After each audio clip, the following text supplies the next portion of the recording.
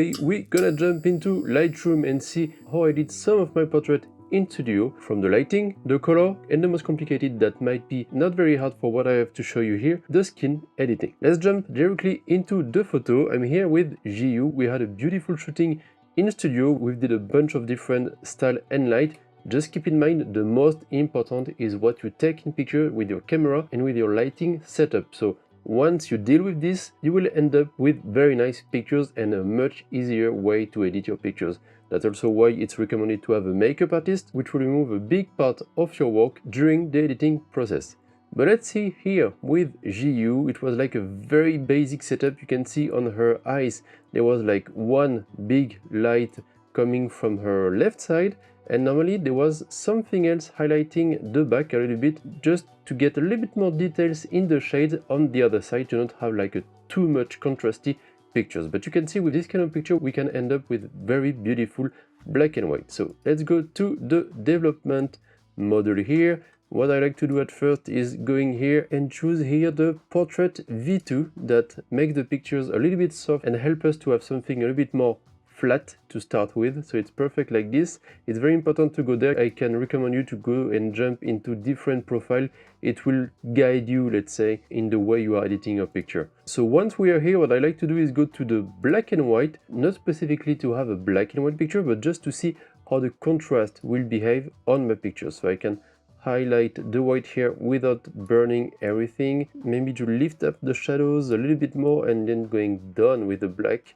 Yeah, and maybe the highlight too, to get more details on the skin, because I don't want to burn. You see, if I start to go high with the white here, you can see the whole white part here is going to disappear and you will lose detail. So it's important also to look at the histogram to check how far you can get. So here it's okay, it's a mix between the histogram and your eyes.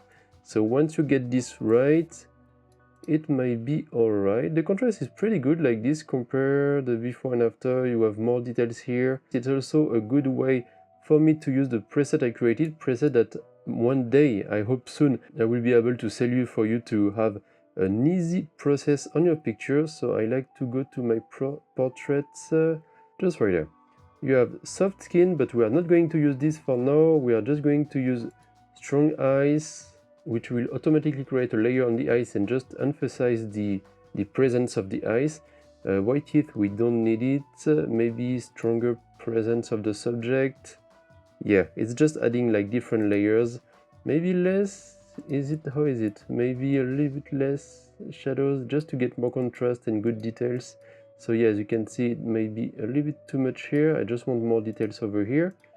And it looks pretty good already, I think.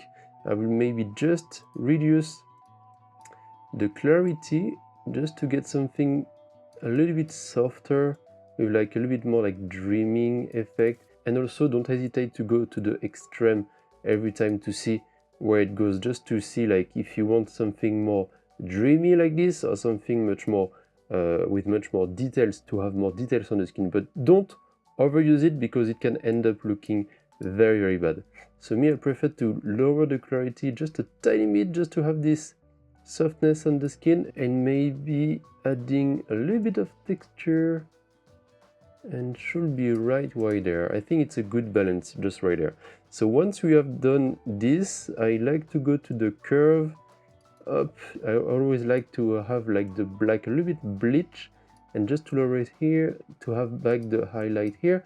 Once again, always be careful of these highlighted areas, but overall it seems okay to me like this. Like there's a good contrast, a good balance with everything. I just want the skin to look like very bright compared to the overall hair and hat right there. Once this is done, we are going to remove the black and white, and as you can see, the colors are totally oversaturated. So what I like to do is going to saturation, I lower it quite a lot, and I increase just the vibrance and maybe the saturation a tiny bit more. It seems pretty good for me like this.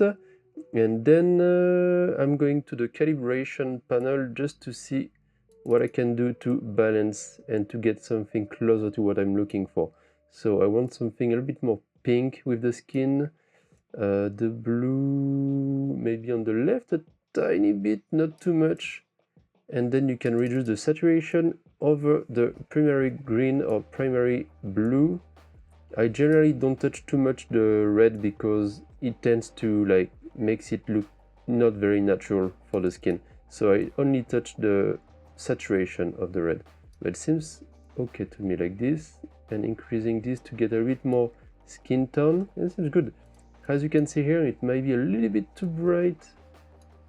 And we are pretty good like this. I think the color tones is what I was looking for. You can also reduce the saturation and luminance separately to get exactly what you want. For this picture, it seems pretty good. Now, if I want to give it a little bit more personality, I like to do it through the curve panel. So I will edit the colors directly touching the red, green, and blue one by one, just to get something that I like. First, I like to apply to each curve a small S curve, just a small one. It will give it more contrast, but once you align the point for the red, green, and blue, you will have the natural color back. Of course, it will change a little bit of the color, but you need to do it softly to see what looks the most natural for you or not. So it's a long process and you need to experience a lot to know what you are doing. But it's not bad to go wrong with the color sometimes. It just gives it a little bit more personality. So it's not bad. You just need to be careful to not go too much to the extreme once again. So here it seems good. I like the warm tone a little bit. Once again, I don't want the highlight to be too bright. It's kind of hard to get something natural that doesn't lose too much of the color. Okay, seems okay like this. I can also touch the medium.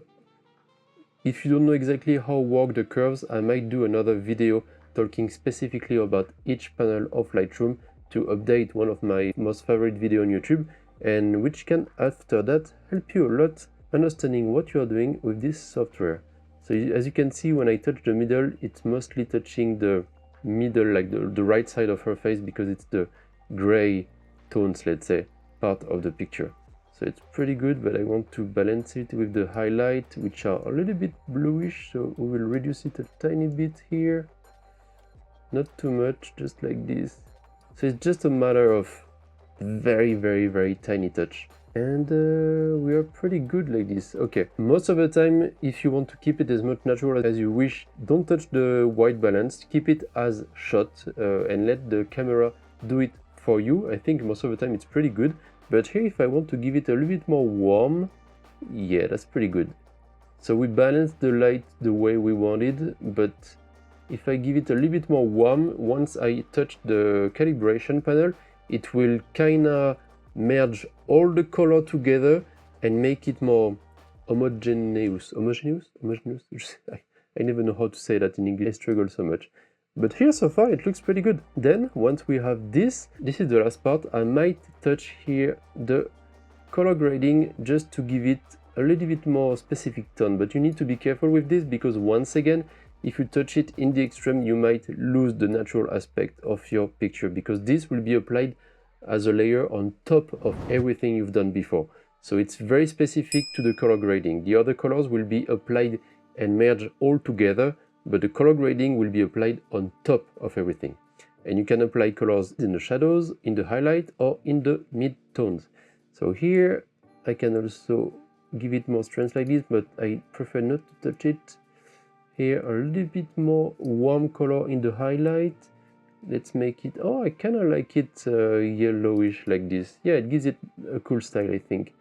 And here with the blue, it's pretty nice with the blue that tends to the purple, I think. I like it like this. And then you can choose the blending to see how it affects your pictures overall and the balance if you want it to be more towards the shadows or towards the highlight. So here the shadows, you can see it's more like blue purplish, and if I go here it tends to be more yellowish the way we applied it on the highlight. So what do I want me is maybe a little bit more warm on the picture, and I like it this way. So when this is done, when you are happy with your picture, when you edited it on Lightroom for the most basic overall aspects, you can jump into Photoshop and we are going to see a nice tool which is called Retouch for Me. And I'm actually in the setup of my girlfriend Gloria Condi, which I thanks, and you can check out her videos on our YouTube channel talking about graphic design. But for now, let's go back to Photoshop. So you convert the document colors properly, and we have the pictures on Photoshop. What I want to do here is mostly to edit the pictures for the skin. What I do on Photoshop is not really about colors and light, because everything is managed on Lightroom. So here I just want to touch the skin. Here's the collaboration part with Retouch For Me, because they released a new update for their dodge and burn panel. First, we are going to run the heal button, which is going to heal the skin and remove all the imperfection that you can have. You always have to be careful when it does it, because sometimes it might remove things that you don't want.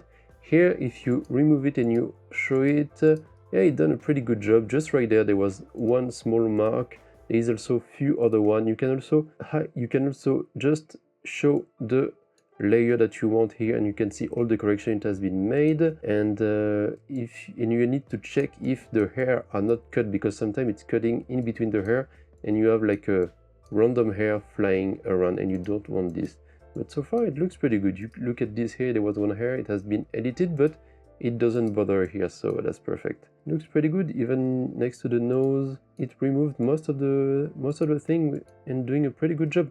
Okay, that's perfect for me. We don't need to touch that much more. And then we are going to do one of the most important if you want a smooth skin without losing the texture, which is the dodge and burn. Let's not forget to create another layer that gather everything, and let's jump into the new update of Retouch For Me, which is for the dodge and burn 1.2, which will be, as you can see here, a new interface for doing the dodge and burn, and it works faster and easier. It's a little bit more clear and makes everything more friendly to use for those who are not used to it. And there is a failure because with the MacBook M1 it's kinda struggling. But don't worry, it has been applied properly. As you can see under the eyes, it tried to apply a dodge and burn to everything, to all the skin. You can see it, by the way, just right there. When you keep pushing, it might not look like a lot, just like this, but it makes a big difference. And when you apply the view mask, you can see everything where it has been applied. So it's also removing some of the hair like this, just to apply a very soft and easy filter. And if you want to see it more, you can of course go from 100% to 200%, and then it's definitely a little bit more noticeable, which I think it might be good around 150. I think it's a good balance like this. And after that, you can also use the warmth to add more yellow tones to your dodge and burn, which can be nice to apply. Most of the time I don't use it, I prefer to use the basic one. Once this is done, you can decide to use it as a soft layer or just to apply it at the layer you created, which we are going to do. And it has been done. It's right there, the same way. So once we have this, I'm going back to the Retouch For Me panel. Once the dodge and burn has been applied, I like to add some portrait volume. And the portrait volume will bring back all the volumes of the face to give it much more depth and more life, which the dodge and burn can get rid of it if you are doing a little bit too much with it. So when we have it here, if you remove it, yeah, you can see all the natural shades around the eyes and the nose here has been increased in a very good way. And once again, you can see where it has been applied very, very smoothly and in a natural way. And it's a very big game changer for me, which makes everything way easier. But once again, remember, having a good lighting and a good makeup artist during your shooting will drastically improve your pictures at first. That's the most important. Then last things but not least, it will be the skin tone. Skin tone will try to adjust the skin tone, as it says, in a natural way, once again, to keep the natural tones that was on your picture, just to align all the pictures and the difference, like when you have like reddish skin or some green or purple tones that you don't want. It's good to have this to make it more natural. So here you can see the before and after. It's losing a little bit of the atmosphere I wanted on a picture. So here I can just reduce the opacity at like 60–50%. Yeah, that's perfect. You can see over here with the skin from the forehead up, it was a little bit greenish, and I reduced it and it's a little bit more pink now. And it seems pretty great to me. You can of course go a little bit more further with everything, but once it's done, you just need to save it, close it, go back to Lightroom, and the pictures has been saved on your Lightroom. One last touch that I like to do in all of my pictures, just to make it a little bit more flat and get rid of some of the details that I don't want, it's just by adding some grain. So like 25 might be enough. Yeah, and it gives it a little bit more texture, and I really like this. And the pictures is done like this. What do you think about this?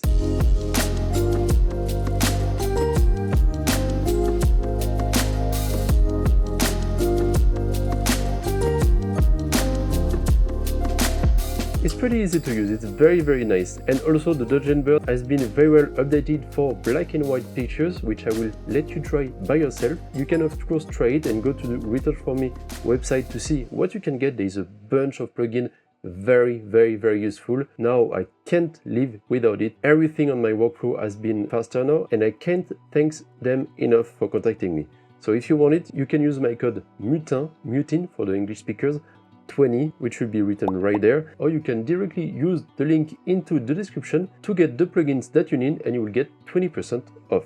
And trust me, trying it is adopting it. Is it what you say in English? We have this expression in French, I'm not sure. Whatever. I hope you like this video. I really need to do one video talking about every panel of Lightroom, so don't forget to subscribe to not miss that, and I'll see you probably next week for another video. That was Antoine. Ciao!